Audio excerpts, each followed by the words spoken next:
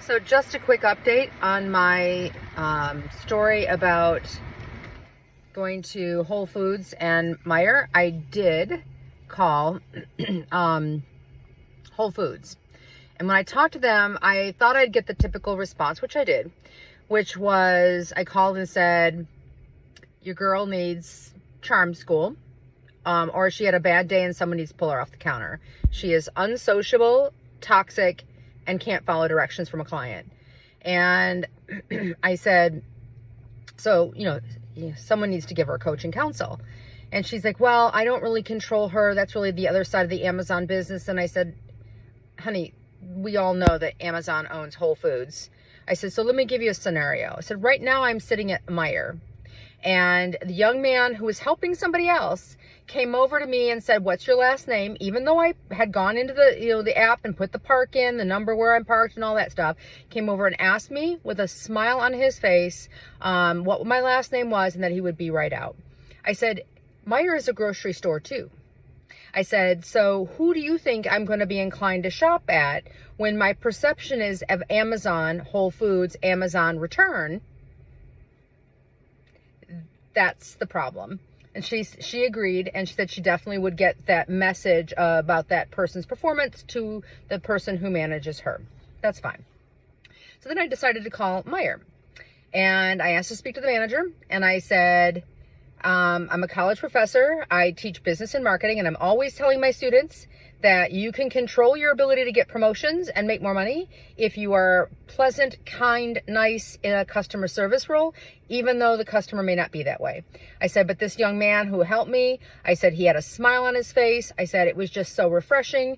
I also told her about the whole experience at Whole Foods, and she paused and said, normally these kind of calls I get, I am getting complaints, and I can't tell you how much you just made my day calling to compliment one of our workers, and I will definitely make sure he's recognized.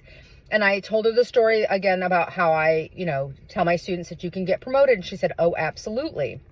And I said, I know a lot of these kids are younger people, or even older people, actually, sit around, and lament that they're not millionaires, billionaires sitting on a beach somewhere in Saint-Tropez. But that's just not going to happen if you don't do your job well. If you're miserable at your job, it shows on your face. It shows in your attitude.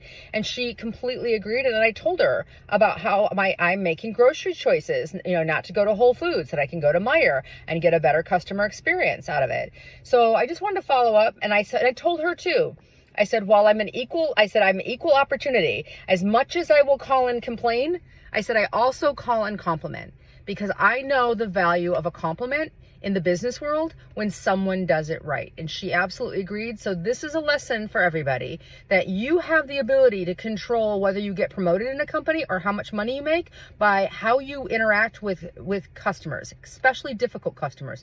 And by the way, anytime you are customer facing, and that means a phone call or face to face, you have the ability to get reported by somebody who's upset with you. Or you could possibly lose your job, because if enough people complain about the customer service at some place, they won't come back.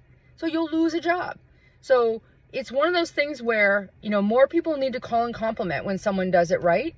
And then also make sure that you're calling and giving people feedback, because people in management can't know what's going on. And I also mean upper management. I've got a couple of major corporations on my speed dial where when I have repeat problems, I call, like Verizon Wireless. But I will say, in the 25 years I've been with them, I'm with them because every time I call, they fix it. So just an update.